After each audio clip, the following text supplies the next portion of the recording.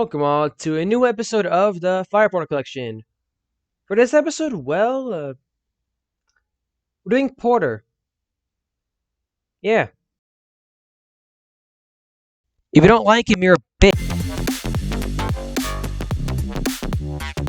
Now, I already know a good chunk of you most likely wondering, why make Porter of all characters, considering he only appeared in his premiere episode, and then occasionally just in the background of some episodes, with very few speaking lines, and then just fell off the face of the earth when the reboot began.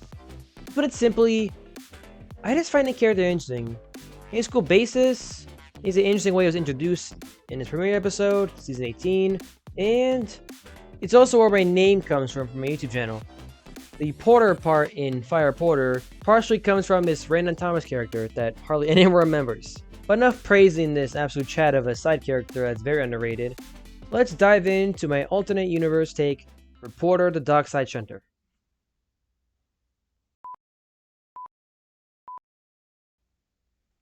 "1925 was when Porter emerged from the works and began working life as one of the shunters for the Dockyard Railroad, which is owned and operated by the Big City Railroad in America.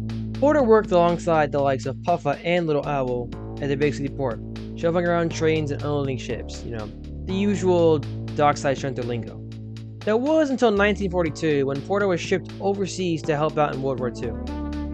By the end of the war, he was sold to British Railways from the War Department and stationed at Naffer Harbor, Sodor's largest port in this AU. Porter remained in his Dockyard Railroad colors during this time with British Railways, the livery being a black base livery with yellow lining. That was until 1968 when the Railways of Sodor gained independence from British Railways, and most of them were repainting their engines out of BR's liveries to further signify their separation. During this time, Porter requested it to be repainted into a quote-unquote bright festive color in his words, and the Naffer Harbor Board agreed, and had him repainted into a pale yet somewhat bright green livery, which he still wears today. In present day, Porter is still the dockside hunter at Naffer Harbor and works alongside Salty.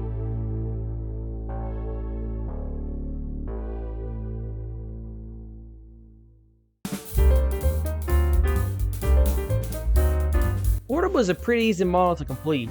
He is an AHM 060 repainted into a new livery. Like all my other models, the painting process began by brushing on a gray acrylic as the primer. Usually I do a couple coats to make sure the new color shows up just right. Once the primer was dry, I began applying the body color. The exact color I couldn't find in stores or online, so I took a dark green, which I'll put on screen now if I find it, and mixed in some gray with a little bit of white to get the exact shade I was looking for. I used the Trackmaster Porter as a guide when creating this color, as I prefer a more vibrant color rather than the mutedness of Porter's livery in the show. After the main paint job was done, I went back and touched up a few areas in a black acrylic. After touching up details in black, I went back with some paint pens and lined out a lot of the details. These being the smoke box hinges, boiler bands, handrails, running board, etc. Then after that, I glued in some British style coupling loops so we can use the British rolling stock, and boom! Porter was complete.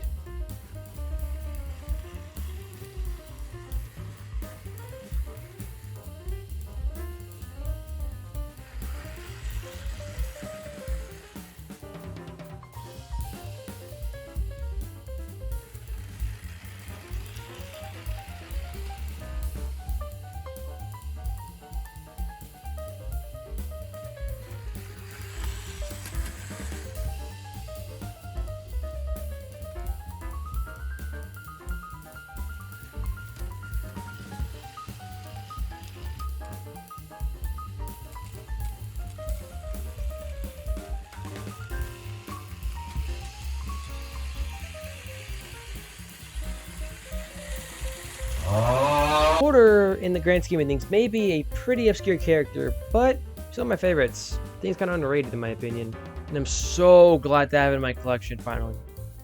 He's kind of the namesake for my channel, if you will. Thank you all for watching this episode of the FirePorter Collection, and I'll see you all in the next one.